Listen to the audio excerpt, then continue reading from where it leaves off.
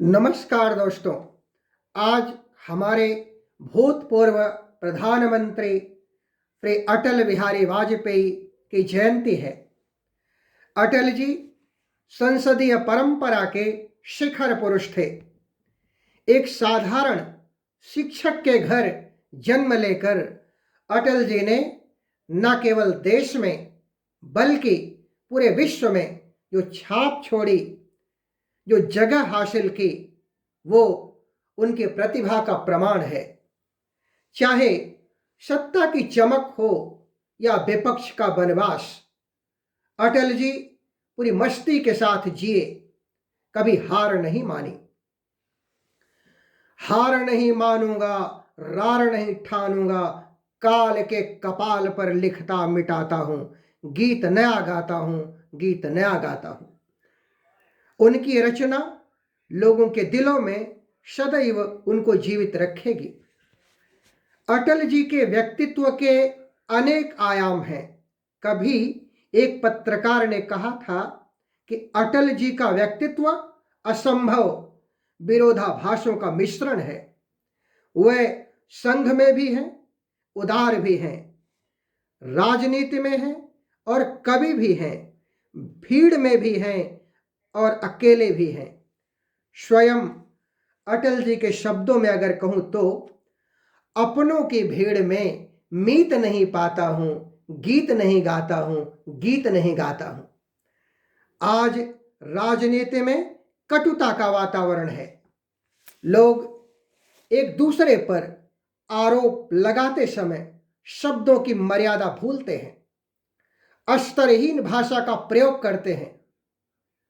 अटल जी ने पार्लियामेंट में लगभग 50 साल गुजारे, लेकिन इस दौरान उन्होंने कभी भी आपा नहीं खोया। कठोर आलोचना करते समय भी शब्दों की मर्यादा बनाए रखी। शायद यही कारण है कि अटल जी को अपने राजनैतिक विरोधियों से संसद के अंदर और बाहर भी भरपूर सम्मान मिला। एक बार एक पत्रकार ने अटल जी से यह सवाल किया कि आपके मित्र आपके विरोधी दल में भी है, क्या आपकी पार्टी इस पर ऐतराज नहीं करती? अटल जी ने बिना किसी लाग लपेट के उत्तर दिया कि मैं पार्टी से पूछकर दोस्ती नहीं करता और इस पर पार्टी को भी आपत्ति नहीं होनी चाहिए। अटल जी की ये बात और उसमें छिपी हुई भावना आज के राजनेताओं के लिए एक सबक है। विपक्ष के एक बहुत बड़े नेता श्री हरीश रावत जी ने बताया था कि एक बार संसद में उनके भाषण से प्रभावित होकर अटल जी ने उनकी सराहना की। इससे ये बात सिद्ध होती है कि अटल जी कितने उदार थे। अटल जी ने संसद में भाषण करते हुए कहा था कि नरसिम्हा राव जी ने अटल जी को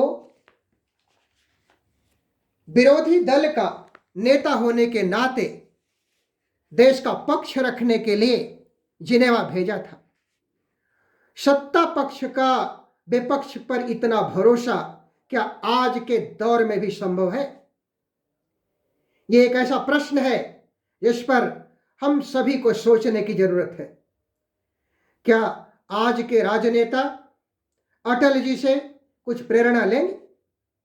अगर नहीं लेंगे और कटुता की राह पर चलना जारी रखेंगे तो क्या हमारा लोकतंत्र दुनिया के लिए मिसाल बन सकता है? शायद नहीं। अटल जी ने लोकसभा में भाषण करते हुए विपक्ष से कहा था कि आप हमें हटाना चाहते हैं, हमें आने से रोकना चाहते हैं। आपका यह रवैया नकारात्मक है, निषेधात्मक है। यह एक स्वस्थ परंपरा के नींव नहीं डालेगा। इससे अटल जी की दूरदर्शिता प्रकट होती है, क्योंकि एक दौर में अटल जी की पार्टी को अछूत मानने वाली पार्टियां और उनके नेताओं ने बाद के वर्षों में अटल जी की पार्टी के साथ बढ़ चढ़कर सहयोग किया। अटल जी ने संसद में कहा था कि सत्ता का खेल तो चलेगा, पार्टियां बनेंगी बिगड़ेंगी, सरकारें आएंगी जाएंगी, लेकिन देश रहना चाहिए, हमारे देश का लोकतंत्र अमर रहना चाहिए। इससे सिद्ध होता है कि अटल जी को देश की चिंता थी। उनके लिए राजनीति देश सेवा का माध्यम थी, दुश्मनी निकालने का जरिया नहीं थी, पैसा कमाने का जरिया तो बिल्कुल नहीं थी। ऐसा मैं इसलिए कह रहा हूं कि अटल जी 50 वर्षों तक संसद के सदस्य रहे। जनता पार्टी के शासन के समय वो देश के विदेश मंत्री रहे, और जब एनडीए सत्ता में आया तो उन्होंने 6 वर्षों तक प्रधानमंत्री के रूप में देश की सेवा की, लेकिन भ्रष्टाचार का एक भी छींटा उनके दामन को छू नहीं सका। क्या आज के राजनेता उनके इस आचरण से कुछ प्रेरणा लेंगे? पाकिस्तान के उस दौर के प्रधानमंत्री मियां नवाज शरीफ ने एक बयान दिया। उन्होंने कहा कि अटल जी बस में सवार होकर पाकिस्तान आए और मैं उसी बस में सवार होकर भारत जाऊं तो भारत और पाकिस्तान की आधी समस्याएं तो ऐसे ही हल हो जाएंगी। अटल जी बस में सवार होकर पाकिस्तान गए, अपने साथ देश की मशहूर हस्तियों को ले गए,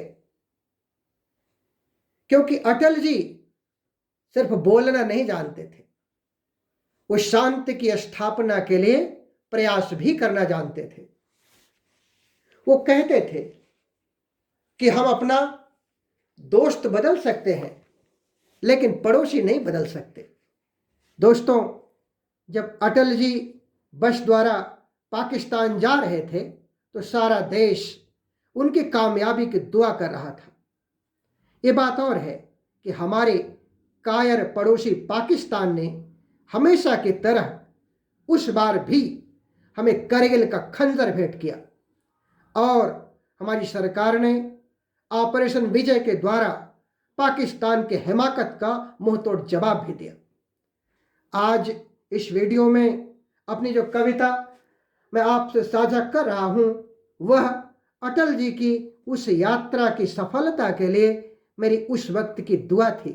आइए कविता से रूबरू होते हैं। दूरियां कम करो, वक्त की मांग है, टुकड़ों में हम बटे तो हमें क्या मिला।